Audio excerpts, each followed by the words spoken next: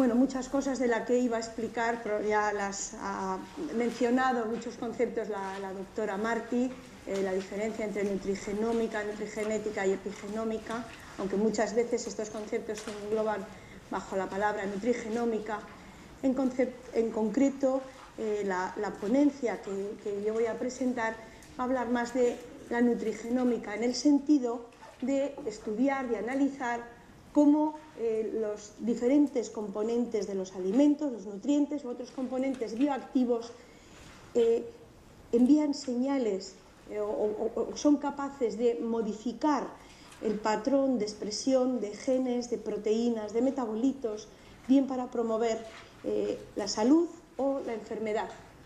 Por tanto, la nutrigenómica podría definirse como el estudio de los efectos de los nutrientes sobre la salud a través de la modificación del genoma, el proteoma y el metaboloma y, por tanto, dando lugar a cambios fisiológicos.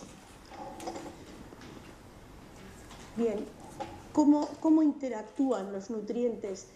¿A qué nivel son capaces de regular a nivel molecular la expresión de los genes, de las proteínas, etcétera? Bueno, pues hay muchos estudios ahora que ya han puesto de manifiesto la capacidad de los nutrientes para regular la expresión génica a través de la modulación de la actividad de distintos factores de transcripción y también mediante la modulación de la actividad de proteínas específicas. Veremos algunos ejemplos de cómo algunos nutrientes, dependiendo de los tipos de nutrientes, pues pueden afectar a la actividad de enzimas o proteínas claves en el control de las rutas metabólicas.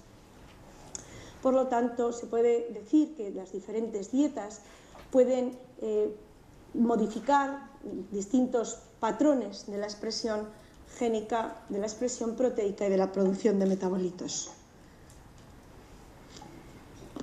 Bien, la ventaja que hemos tenido en los últimos años, los que nos dedicamos a estudiar esa interacción entre genes y nutrientes, es el desarrollo que ha habido de las tecnologías ómicas y que nos han permitido pues, identificar no solamente de uno en uno los cambios en la expresión de genes y proteínas, sino tener una visión más general de los cambios al poder detectar cambios en la expresión de miles de genes al mismo tiempo a través de la utilización de tecnologías microarrays o el desarrollo de la proteómica o la lipidómica o metabolómica, como veremos algunos ejemplos posteriormente. Y nos está todo esto permitiendo entender cómo las bases moleculares de la nutrición. Bien, bueno, ya la doctora Martí ha explicado muy bien que la nutrigenética lo que explica es cómo el background genético, la carga genética de un individuo confiere susceptibilidad o resistencia al desarrollo de ciertas patologías relacionadas con la alimentación. Por tanto, para la nutrición personalizada hemos de tener en cuenta tanto la nutrigenómica como los nutrientes afectan a la expresión de nuestros genes y la nutrigenética, que es cómo la respuesta al tipo de dieta pues puede venir condicionada por nuestra carga genética. Posteriormente el doctor Martínez hablará de la epigenética, de la importancia también de la epigenética. Bien, en el tiempo que tenemos voy a tratar de explicar qué es lo que conocemos, cuáles son las bases moleculares de algo que es bien conocido por todos, ¿no? Que es el tipo de grasa de la dieta, cómo el tipo de grasa de la dieta puede facilitar o puede evitar el desarrollo de determinadas patologías asociadas con la nutrición. Por ejemplo, es bien conocido que la ingesta de grasas saturadas pues favorece el desarrollo de obesidad, de la inflamación asociada a la obesidad y de la resistencia insulínica. Por el contrario, hay evidencias, hay estudios científicos, que serán los que mostremos, en los cuales se ha visto que la ingesta de ácidos grasos poliinsaturados, fundamentalmente centraré la explicación más en los ácidos grasos omega 3, podrían contribuir a disminuir la inflamación asociada a obesidad y, por tanto, también prevenir la resistencia a la insulina. Bien, tenemos lo que nos están permitiendo los estudios de nutrigenómica es conocer estos mecanismos moleculares, estas bases moleculares que nos permiten entender el porqué de estas diferentes acciones entre las grasas saturadas y las insaturadas. Un aspecto muy importante en la formación del tejido adiposo es la adipogénesis, la formación de nuevos adipocitos. Este proceso es un proceso complejo y altamente regulado, en el cual participan distintos factores de transcripción, pero los más importantes, unos de los más importantes son el PPAR-gamma y también la familia de las CBPs, y las CBPs beta y delta participan en las fases iniciales de la adipogénesis y CBP-alfa en las fases terminales de la adipogénesis. Por tanto, cualquier nutriente que sea capaz de modificar o de estimular la activación de estos factores de transcripción va a promover la adipogénesis, la formación de adipocitos maduros. Bien, pues vamos a ver ejemplos de cómo, dependiendo del tipo de grasa, se puede favorecer la adipogénesis o se puede prevenir la adipogénesis. Esto es un resumen de dos estudios en los cuales estudiaron los efectos del DHA, que es uno de los principales omega 3 de origen marino, junto al EPA, el ácido docoxaesanoico y el eicoxapentanoico, en los cuales se ve cómo el tratamiento con DHA de adipocitos en cultivo disminuye la adipogénesis. ¿Cómo la miden? Bueno, pues la miden porque el adipocito, conforme va madurando, adquiere esa forma redondeada típica del adipocito, acumula grasa en su interior, en gotas de grasa en el citoplasma, y cuando se tiñen con un colorante rojo, pues se aprecia este color rojo, que es lo que nos permite identificarlo fácilmente. Bueno, pues como vemos, el DHA inhibe esta formación de adipocitos maduros. Lo mismo ocurre aquí con el EPA. Sin embargo, vemos que el tratamiento con ácido esteárico y ácido oleico no tiene esa capacidad de inhibición de la adipogénesis que presentan estos otros ácidos grasos. En el paso siguiente, es decir, ¿cómo? ¿A través de qué mecanismos tiene lugar esta acción? Bueno, pues estos mecanismos se han relacionado con la capacidad de los omega 3 para inhibir la expresión del factor de transcripción adipogénico PPAR-gamma, mientras que los otros no presentan esta capacidad. También se han hecho estudios comparativos de otros ácidos grasos, por ejemplo, el CLA, el ácido linoleico conjugado, en comparación con el ácido linoleico. El ácido linoleico conjugado es capaz de inhibir también la adipogénesis, pero no el linoleico. Y esto también se debe a su capacidad para inhibir los factores de transcripción adipogénicos, al inhibir PPAR-gamma y CBP-alfa. Si comparamos, al ver los días de diferenciación, existe una inhibición de estos dos factores de transcripción. Es decir, dependiendo del tipo de ácido graso de la dieta, se regula de manera diferente la adipogénesis. Bien, el factor PPAR-gamma no solamente es importante en la regulación de la adipogénesis, sino que también es un factor clave en la fisiología del adipocito ya maduro. Y es muy importante porque promueve la sensibilidad a la insulina y también porque facilita la oxidación de grasas. Bien, pues en el adipocito ya maduro, y también en el hígado, se ha observado que los ácidos grasos omega 3 tienen capacidad de estimular el factor de transcripción PPAR-gamma, lo cual se ha relacionado con la mejora de la sensibilidad a la insulina, que se ha asociado a la ingesta de omega 3 en algunos estudios. También para algunos ácidos grasos omega 3 se han descrito propiedades hipolipemiantes, capacidad de reducir los triglicéridos, etc. Bien, pues ahora se conoce también el mecanismo por el que actúan. Se conoce que son capaces de regular transcripcionalmente el metabolismo de genes lipídicos. En concreto, se sabe que estimulan factores de transcripción que promueven la expresión de genes implicados en la oxidación de grasas, en concreto de la beta-oxidación de ácidos grasos, al estimular, por ejemplo, PPAR-alfa, y también se sabe que inhiben la expresión de factores de transcripción que activan genes lipogénicos. Por ejemplo, inhiben SRBP1, que es un factor de transcripción que inhibe la expresión de estos genes lipogénicos, por tanto disminuyendo la síntesis de ácidos grasos y la síntesis de triglicéridos. Bien, os he hablado también de que no solamente regulan la expresión de genes, sino de que pueden ser capaces de regular la expresión de la actividad de algunas enzimas claves o moléculas claves en la regulación del metabolismo. En una de ellas es AMPK. AMPK es un regulador clave del metabolismo glucídico y lipídico.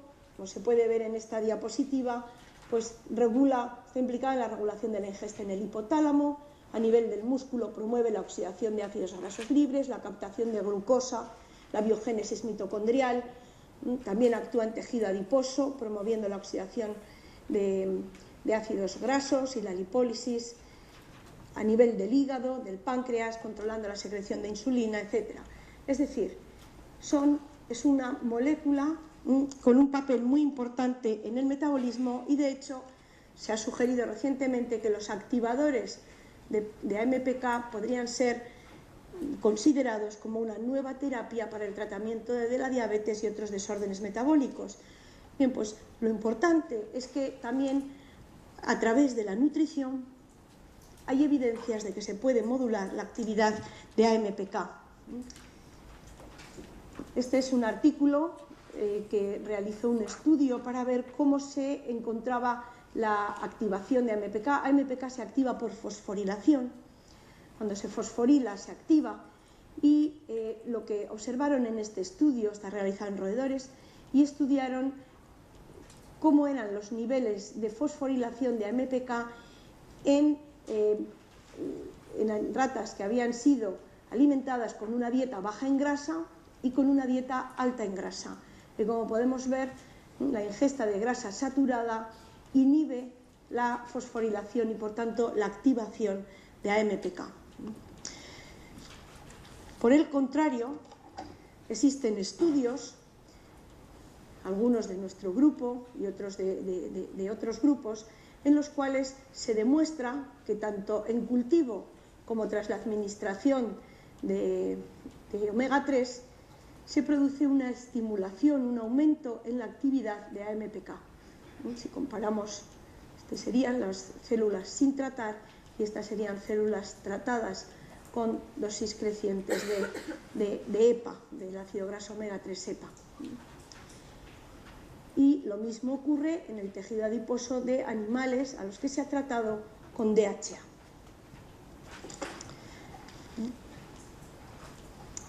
Bien, la activación de AMPK, como he mencionado, aparte de otras acciones, tiene capacidad también para estimular PGC1-alfa, que es uno de los principales factores implicados en la biogénesis mitocondrial y en la oxidación de lípidos.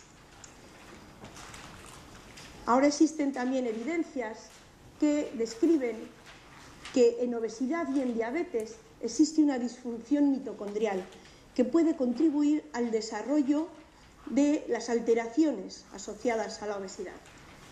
Bien, pues también si conseguimos incrementar la función mitocondrial o mejorar la función mitocondrial, pues puede ser una buena estrategia para prevenir este tipo de desórdenes metabólicos. Bien, pues también se ha visto cómo, dependiendo del tipo de ácido graso, se puede agravar la disfunción mitocondrial o se puede prevenir. Lo que se observa en esta diapositiva es que la biogénesis mitocondrial está suprimida en ratas alimentadas con dieta alta en grasa. Vemos una disminución del factor de transcripción PGC1-alfa y también del contenido en DNA mitocondrial. Lo mismo ocurre cuando se tratan con palmitato, células. Aquí se observa que el palmitato disminuye la expresión de PGC1-alfa y de proteínas mitocondriales en tejido adiposo. Y por el contrario, los ácidos grasos omega 3, hay algunos estudios que describen su capacidad para estimular la biogénesis mitocondrial en el tejido adiposo. Aquí vemos cómo aumenta la expresión de PGC1-alfa después de que los animales habían sido alimentados con una dieta rica en omega 3, y también el factor nuclear de respiración 1, que es también un marcador de actividad de biogénesis, de actividad mitocondrial, de respiración mitocondrial. También la expresión de CPT1, que nos da una referencia similar. Bien, por tanto, podemos concluir que dependiendo del tipo de grasa de la dieta, las acciones sobre la expresión de distintos genes y proteínas relacionadas con el metabolismo son diferentes.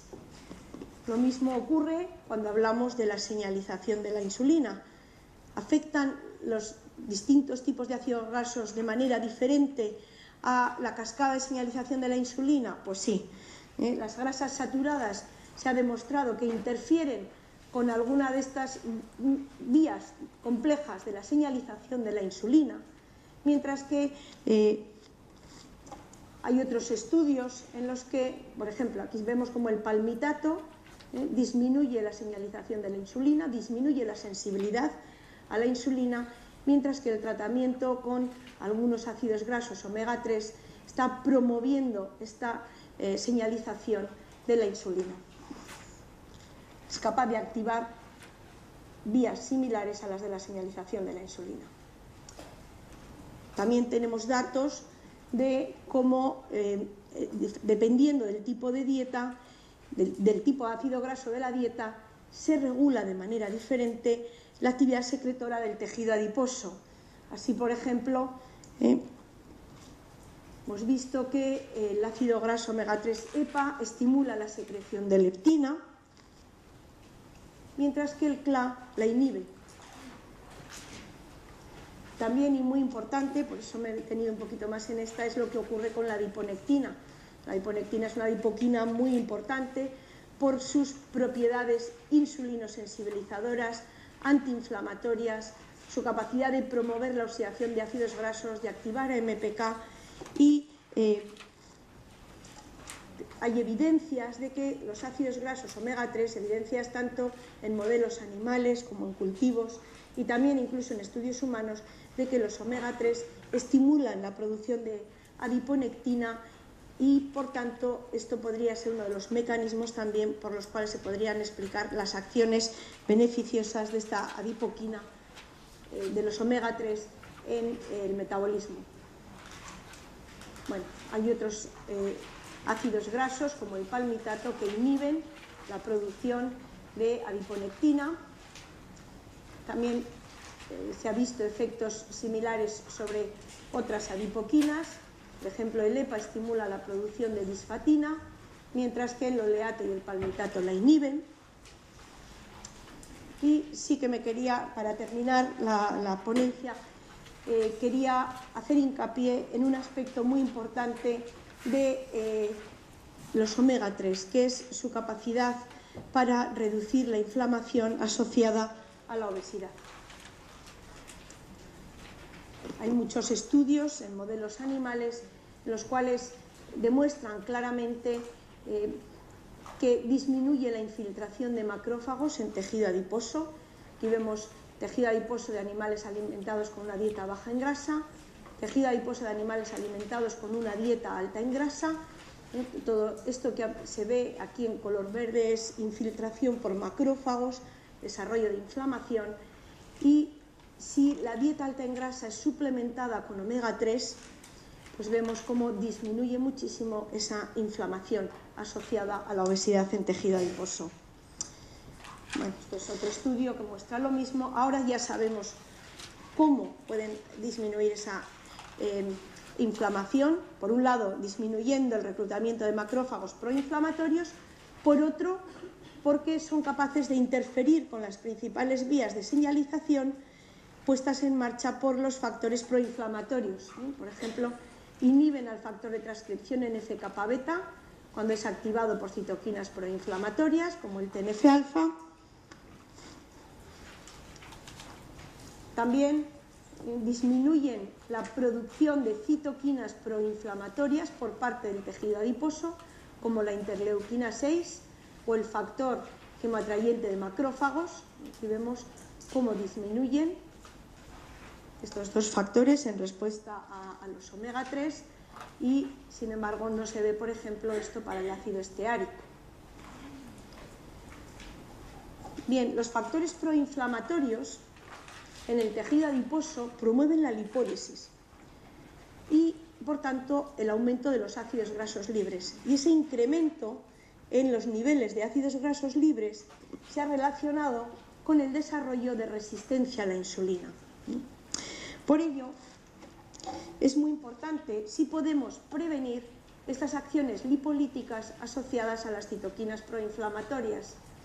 Bueno, pues también en algunos estudios que hemos realizado en nuestro grupo de investigación se puede ver cómo los omega 3, en este caso el EPA, es capaz de prevenir la lipólisis inducida tanto por el TNF-alfa como por la interleuquina 6.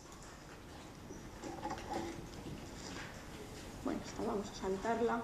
Y ahora ya sabemos también por qué. Conocemos que esta acción inhibitoria de la lipólisis se lleva a cabo a través de la activación por la fosforilación de la lipasa sensible a hormonas en el residuo serina 565, que es un residuo. Cuando se fosforila este residuo se inhibe la actividad de HSL y, por lo tanto, disminuye la lipólisis.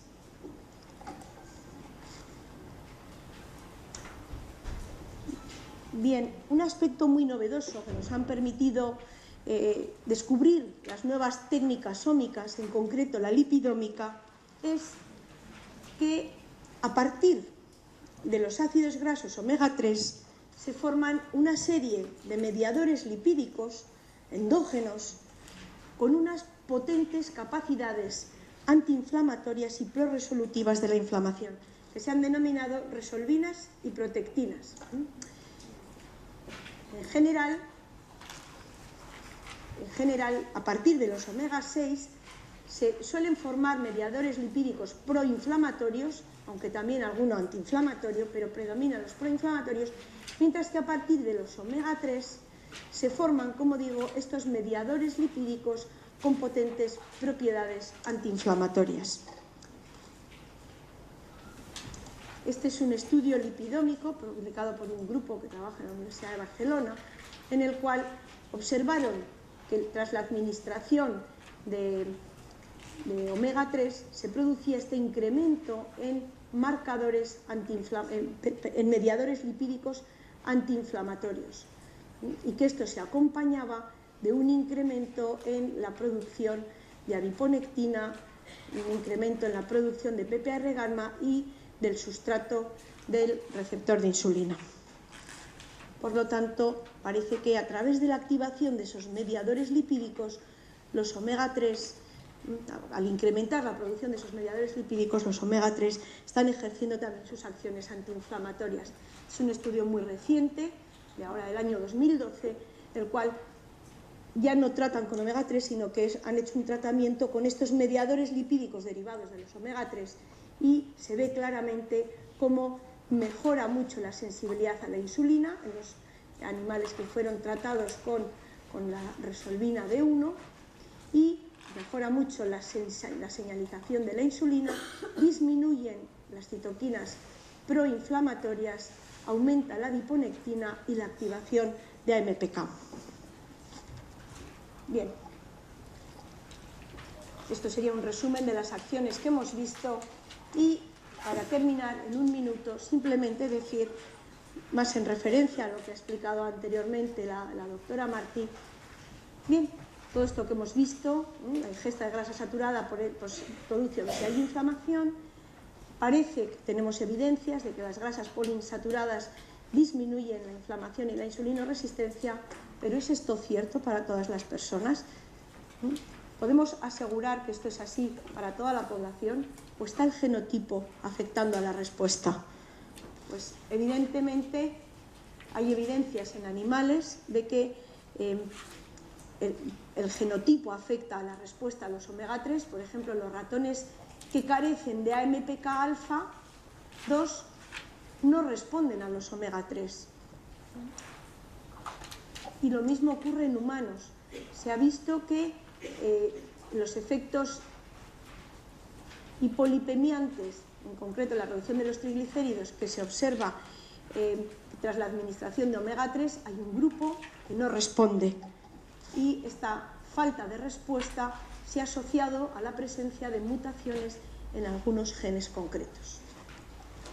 Bien, en resumen, el desarrollo de la genómica nutricional nos está permitiendo entender cómo el genoma, la nutrición y la salud interaccionan, y en concreto la nutrigenómica nos está permitiendo descifrar las vías moleculares reguladas por los nutrientes y otros componentes bioactivos de los alimentos, así como su potencial aplicación para el tratamiento o la prevención de los desórdenes metabólicos. Por supuesto que el mayor desafío será en, como ya nos ha explicado antes, en trasladar todos estos conocimientos nutrigenéticos, nutrigenómicos, procedentes de la investigación a guías dietéticas que nos permitan proveer pues, el consejo más adecuado tanto para la nutrición individual como personalizada.